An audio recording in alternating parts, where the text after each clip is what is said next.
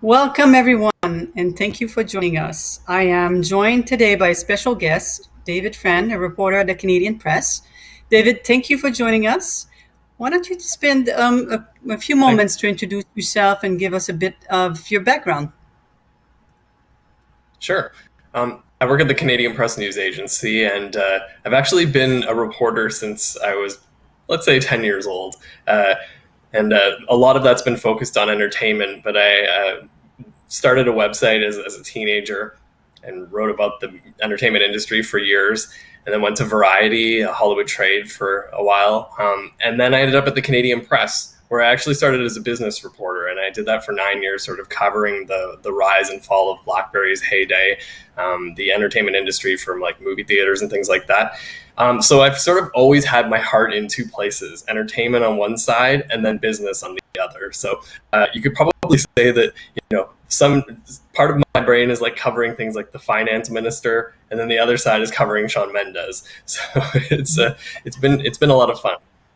Oh, that's very interesting. So, for you, especially since you started so long ago, this year or last year, rather, must have been, you can put it in context. And so, during the pandemic for you, media events like, for example, press conference shifted from in person to virtual out of necessity.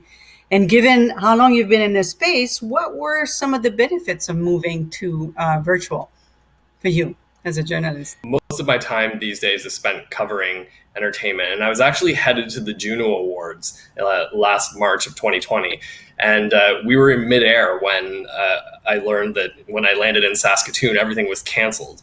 So I turned around and came back, and the entire event was put on hold for months.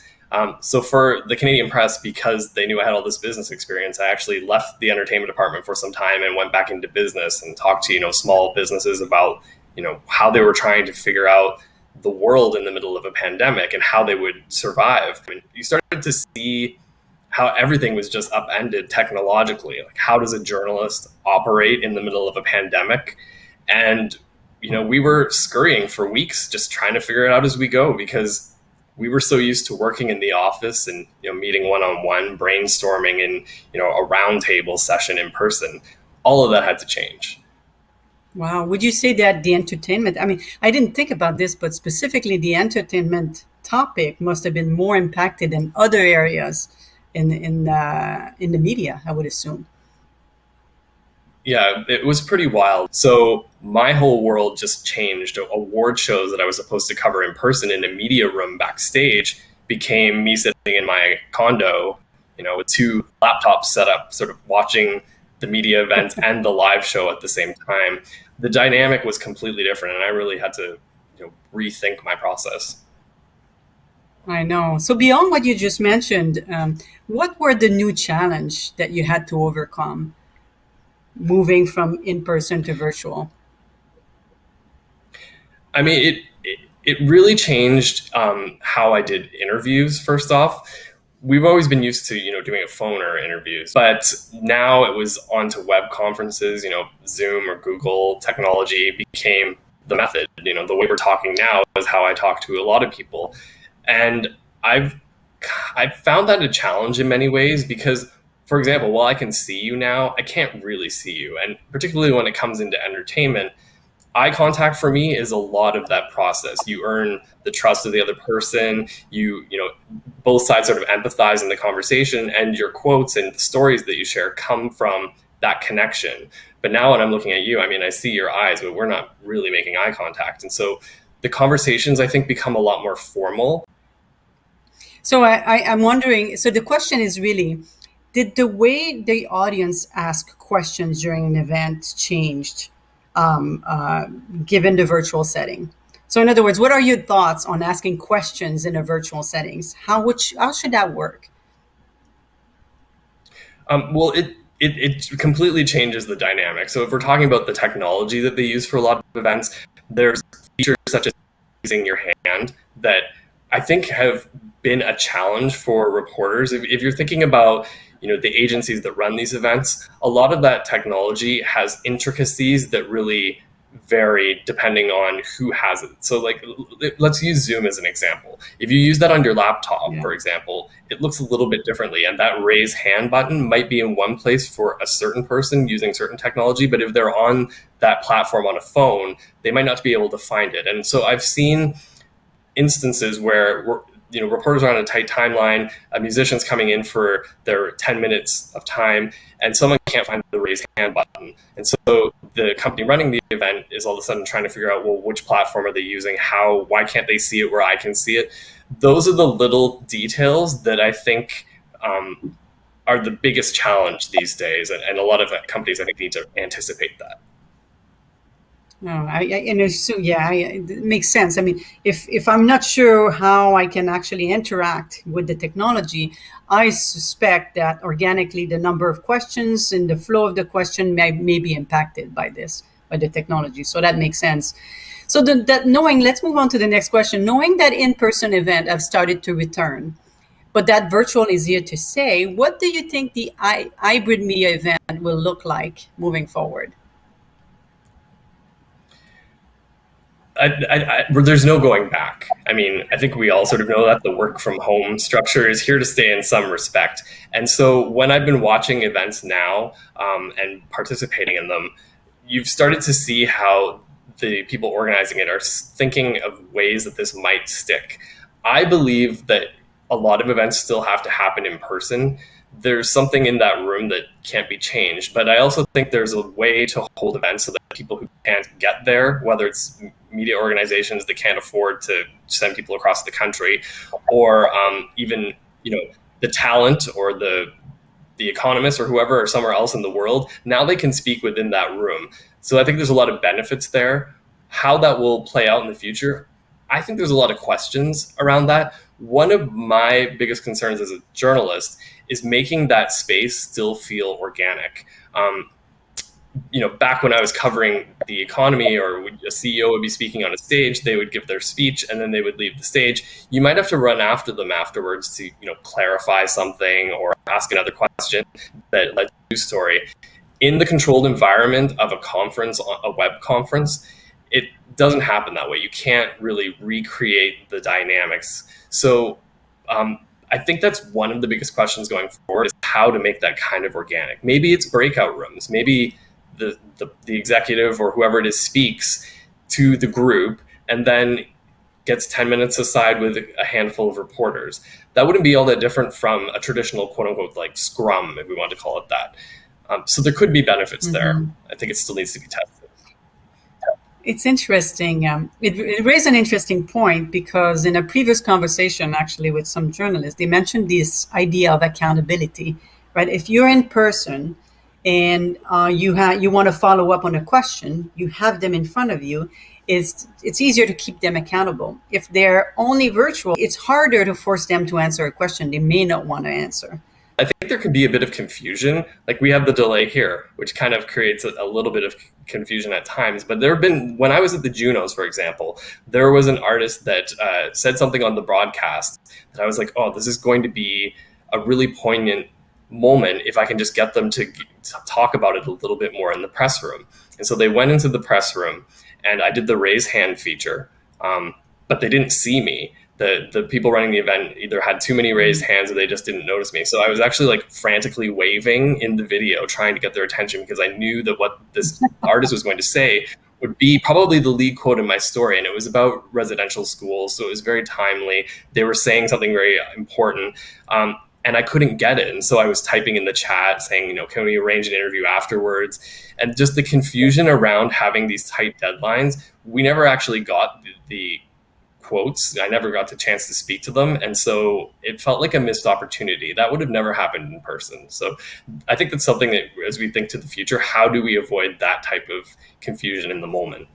All right, David, next question. So corporate event, annual general meetings, for example, were occasion or opportunity for people to interact with each other, and shareholders to have conversation with the leadership. How do you think this is going to change moving forward with virtual and hybrid? The organicness of an event like that, I think, is particularly important. And I feel in a lot of ways during the pandemic, it's been missed. We've seen a lot of companies sort of find ways to recreate it virtually. It's never quite taken shape as I think that the companies have hoped. The handshaking of that type of event has been valued in the business world.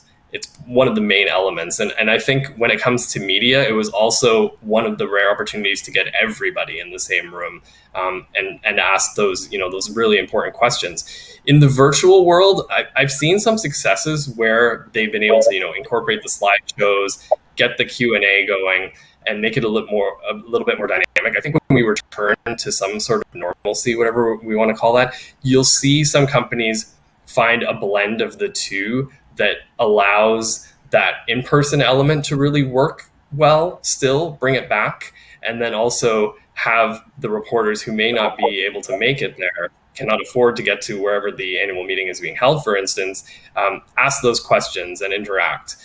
I really think that might be one of the places where we see this new model for the future tested most frequently. Every company has an annual meeting if they're public, and many that aren't still do. So these are going to be happening repeatedly, and the mistakes and the learnings are all going to come from those spaces, in my opinion. There are obviously important differences when it comes to planning a virtual event versus, a physical event.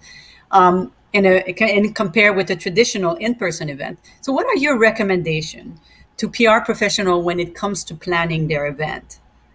How far in advance, for example, should they announce the event and start inviting attendees?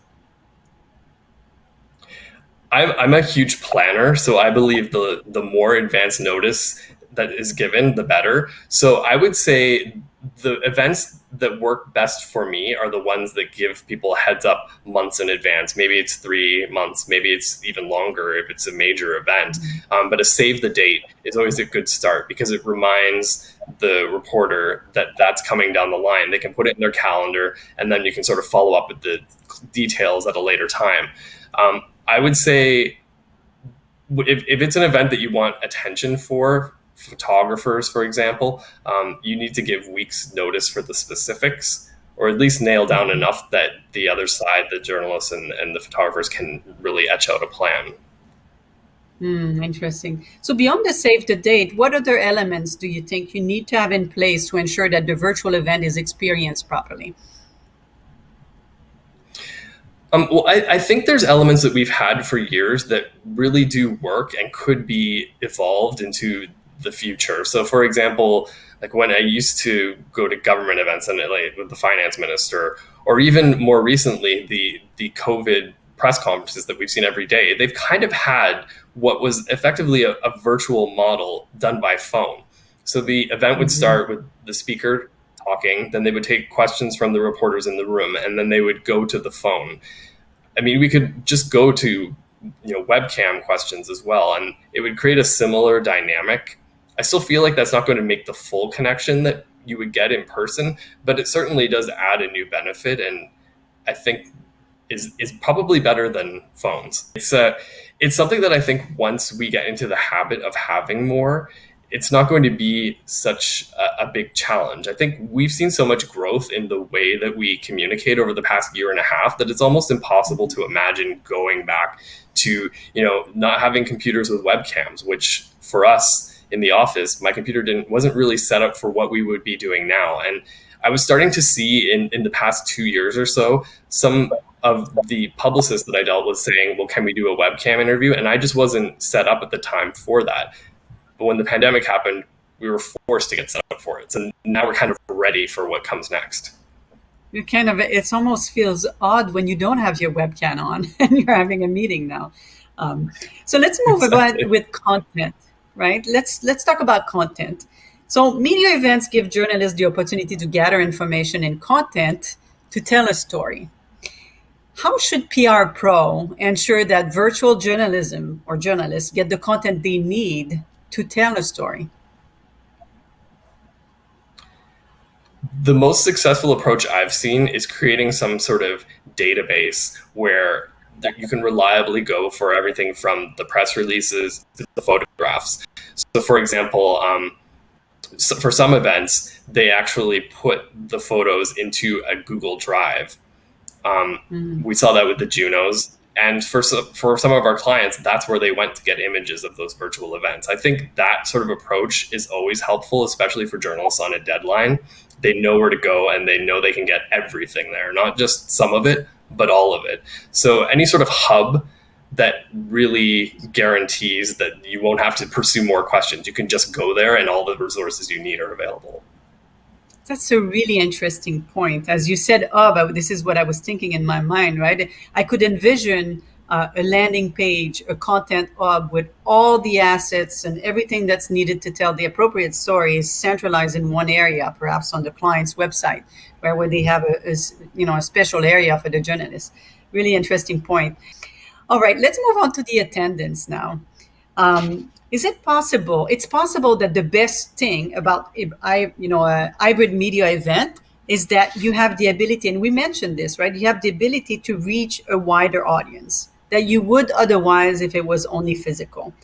You can invite people from around the country and even around the world to really distribute your content. What is the best way to invite journalists to attend an event, whether it's in person or virtual? I think a good old email invitation is still the best way. It's a good starting point, at least. I mean, I think a lot of events begin there and then maybe are followed up with a phone call. But I think it might be some sort of hybrid where you have to make sure that you get in touch with the reporters. I find these days we're relying so much on email that there is such a clutter of messages, particularly in the pandemic, because it's the only way that a lot of people knew they could get in touch with journalists because their landlines all of a sudden became just voicemails. How that goes in the future, I think, will be, sending that email, following up with a phone call, maybe even sending the scheduled invitation from the get-go. Interesting. All right. So, and I'm wondering if the way you engage journalists around the content that's included in the invitation changes, irrespective of the format, right? To your point, would you suggest that PR professional change the way they engage with the journalists? Whether I give you an option to join us physically or virtually, and include the link to where you can find me virtually. Yeah, I would say if you're going to have the option of a virtual event and an in-person event, then you should put it all on the table from the start and then see where it goes from there. I keep going back to the Junos, but I think they're a very good example because the event traditionally has traveled from city to city each year in Canada. Mm-hmm. So I found in some years the news outlets across the country would show up in droves because it would be in Toronto, for instance, but then they would show up less so another year because it was in Saskatoon and it was harder to get there. Those are the sorts of events and just that kind of thinking where it might be a conference in a space that isn't quite as easy to get to, that to have those options on the table from a start will have the journalists thinking about their options. So if they can't get there, maybe they can cover it from home. How will they cover it from home? The more time they have to think about that, the better the plan can be. Interesting. So I think this is my two last questions. So is media participation in a virtual setting different, right? Are the journalists more or less engaged in the content? Are more or less question asked? I think you sort of alluded to it earlier today, but I'm curious to see if engagement of journalists is different in a virtual setting. I really think it is. When I've seen the media rooms where you often would have people in an in-person space, they were less reluctant to put up their hands and just ask some questions. All that had to happen was someone would come over with a mic and then they would be amplified. In the virtual space, I've been in rooms where there's 50 plus journalists and some of them have their cameras off. Most of them aren't asking questions. And I can't say for certain why that is. It may be that they're just sort of dealing with all the technology on the back end because things are more complicated now. They're recording the audio on their computer. They might be trying to write something at the same time, maybe cutting clips for radio. And they just don't have the hands or the attention to be asking questions at the same time. How to solve that issue is a challenge. I would say even for myself, I've been a little more tuned out when it's been a virtual event because I've been trying to, have my hands dealing with other things. Um, this is a really tough challenge. I have to admit. Just looking to the future, I think breaking out into smaller rooms might resolve some of that interactivity issue. But the wall will still always be there.